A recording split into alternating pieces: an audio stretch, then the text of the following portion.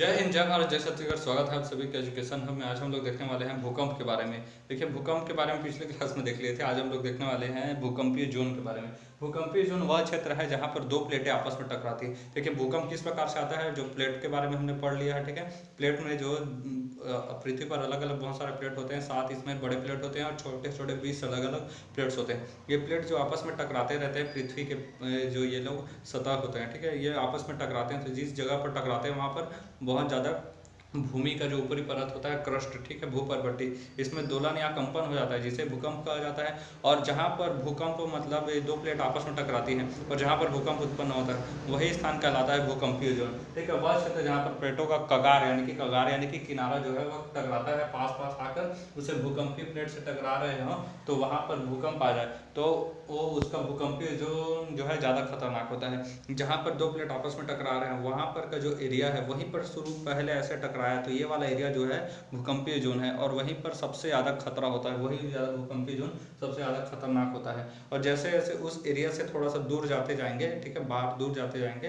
तो वहाँ से क्या होता है, धीरे धीरे भूकंप का खतरा, भूकंपीय जोन कम हो जाता है, क्षेत्र जो है कम हो जाता है।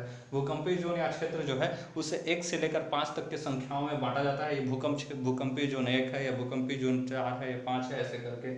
ज़्यादा संवेदनशील जो होता है वह 5 होता है, और एक जो है भूकंपीय जोन कम होता है, ठीक है, कम संवेदनशील होता है। क्योंकि भूकंपीय जोन जो है लगभग एक में लगभग 5 की तीव्रता का भूकंप आता है। ये जो भूकंपीय जोन 1 है इसमें लगभग 5 की तीव्रता का भूकंप आता है। भूकंपीय जोन 2 में जो है 6 की तीव्रता का भूकंप आता है। भूकंपीय जोन 3 में 7 का तीव्रता आता है। भूकंपीय जोन 4 में 8 का तीव्रता आता है, और भूकंपीय जोन 5 में जो है 9 की तीव्रता आता है।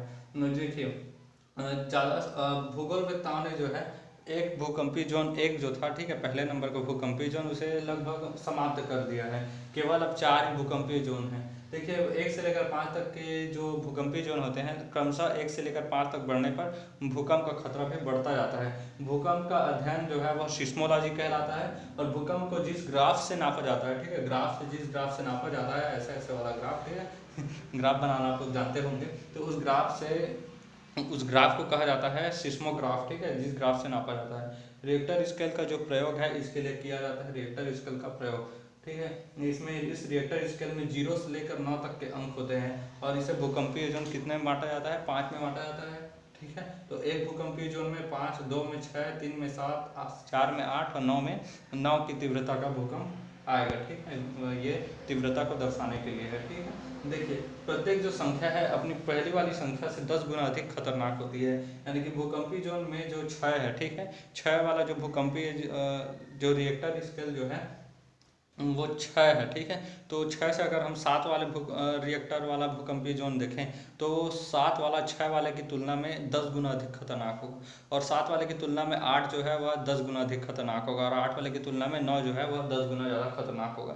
तो कितना खतरनाक हो सकता है आप लोग कल्पना कर सकते हैं, ठीक है। 7 की तीव्रता से अधिक तीव्रता का जो भूकंप आता है वह बहुत ही ज़्यादा खतरनाक होता है। 7 से ऊपर जो है 7, 8, और ये पॉइंट्स में आते हैं 7.8, 7.1, 2, 3, इस प्रकार से, ठीक है।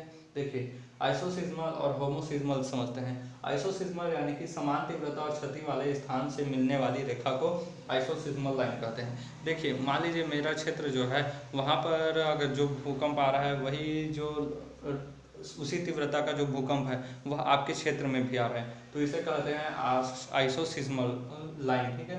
और उसी प्रकार से होमोसिस्मल लाइन जो होता है, मेरे स्थान पर जो जितने टाइम पर भूकंप आया उतना ही इसी टाइम पर आपके स्थान पर भी भूकंप आया, तो वो क्या लाएगा, होमोसिस्मल, ठीक है। समान समय पर आने वाले भूकंप को वाले स्थान को क्या कहा जाता है, होमोसिस्मल लाइन के द्वारा दर्शाते हैं, ठीक है।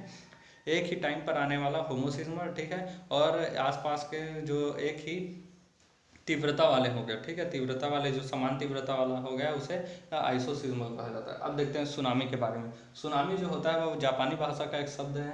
इसका अर्थ होता है बहुत ऊंची ऊंची तरंगे। ये जब भूकंप जो है भूकंप के झटके जो हैं वह अगर समुद्र में आते हैं तो समुद्र में क्या है, पानी है, तो पानी को हिला देता है। तो समुद्र में जब भूकंप आता है तो उसे सुनामी के नाम से जाना जाता है, ठीक है। इसमें तरंगों का आयाम जो होता है यानी कि ऊंचाई, ये काफ़ी बढ़ जाता है, जिसकी वजह से समुद्र में काफ़ी लहर जो है वो उठता है, एकदम मतलब खरमंडल बन जाता है। देखिए, जापान में सर्वाधिक जो है वो सुनामी आती है, सबसे ज़्यादा सुनामी वहीं आती है 2004 में जो है इंडोनेशिया में एक बार सुनामी आया था। इंडोनेशिया में सुनामी आया जिसकी वजह से हमारा जो अंडमान निकोबार में हमारे भारत का सबसे दक्षिणतम छोर था इंदिरा पॉइंट, वह इंदिरा पॉइंट डूब गया। ठीक है, तो सुनामी की जो चेतावनी के लिए जो प्रणाली बनाई गई है, वो विकास किया गया है, विकसित किया गया है, वह हैदराबाद में। ठीक है, भारत में सुनामी की चेतावनी के लिए जो प्रणाली विकसित की गई है वो हैदराबाद में विकसित की गई है। ठीक है, अब देखते हैं ज्वालामुखी यानी कि वॉल्केनो। ज्वालामुखी जो होता है, जब दो प्लेट आपस में टकराती हैं, ठीक है, तो भूकंप आता है। उसी प्रकार से दो प्लेटें जब आपस में दूर दूर जाती हैं तो भी भूकंप आता है। लेकिन जब दो प्लेटें आपस में से एक दूसरे से दूर जाती हैं तो वहाँ बीच में दरार पड़ जाता है, और दरार पड़ने के कारण जो है मैग्मा वहाँ से बाहर निकलता है, और मैग्मा जो है वह बाहर निकलता है। फिर मैग्मा जो तरल रूप में होता है, ठीक है, फिर उसके बाद जब मैग्मा ठंडा हो जाता है तो वो जम जाता है, जिसे लावा कहते हैं। ठीक है, देखिए जिस प्रकार से लोहे को अगर उसके तापमान में गर्म किया जाए, ठीक है, जितने तापमान पर वो पिघलने लगता है तो वह भी पिघल कर मतलब एक द्रव के रूप में हो जाता है। तो बहुत ज़्यादा गर्म होता है मैग्मा। ठीक है, और मैग्मा अगर पिघलने के बाद जो है ठंडा हो गया, तो ठंडा होने के बाद वह फिर से क्या हो जाता है, ठोस रूप में आ जाता है, जिसे लावा के रूप में जाना जाता है। ठीक है, ये लावा जो है फिर भूमि के रूप में मिल जाता है। ठीक है, भूमि के परत में बन जाता है परत। मेंटल से तरल मैग्मा जिस क्रिया से बाहर आते हैं उसे ज्वालामुखी के नाम से जाना जाता है। मैग्मा जब ठंडा हो जाता है तो उसे लावा कहते हैं। मैग्मा का जो जमाव है वह अगर पानी में हो तो उसे टफ के नाम से जाना जाता है। ठीक है, मैग्मा का जमाव यदि पानी में हो तो उसे टफ के नाम से जाना जाता है।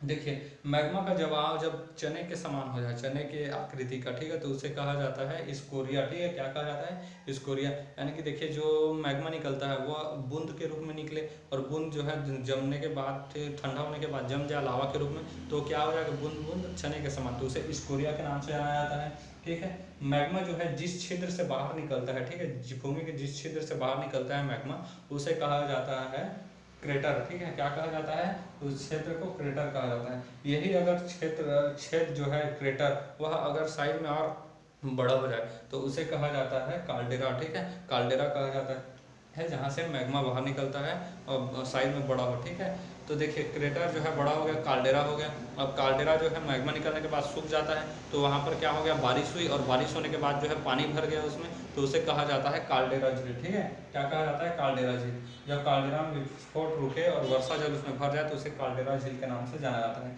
देखिए ऑस्ट्रेलिया में कोई भी ज्वालामुखी नहीं है, क्योंकि ऑस्ट्रेलिया जो महाद्वीप है उसके चारों ओर प्लेट है। ऑस्ट्रेलिया महाद्वीप से कट कर कोई भी ऑस्ट्रेलिया जो देश है उस पे से कट कर कोई मतलब प्लेट नहीं जाता है, उसके चारों ओर जरूर प्लेट है। ठीक है, तो इस वजह से ऑस्ट्रेलिया में कोई भी प्लेट का मतलब टकराव वगैरह नहीं होता है ऑस्ट्रेलिया देश में, तो इसलिए ऑस्ट्रेलिया में भूकंप नहीं आते हैं। ठीक है, देखिए अंटार्कटिका जो है, अंटार्कटिका महाद्वीप, उसमें किसी भी प्लेट से टकराव नहीं होता, इसलिए वहाँ भूकंप भी नहीं आते हैं। और उसी प्रकार से उत्तरी अमेरिका में कोई भी ऐसा देश नहीं है जो स्थलबद्ध नहीं हो। मतलब देखिए सभी देश जो है वह क्या है, समुद्री सीमा है उनकी। अमेरिका की समुद्री सीमा है, कनाडा की समुद्री सीमा है, मैक्सिको की है। ठीक है, और बाकी जितने भी एल सिल्वाडोर वगैरह है, जितने भी लैटिन अमेरिका के भी देश, वो सब क्या है, उत्तरी अमेरिका के देश, वो सब क्या है, समुद्री सीमा साझा करते हैं।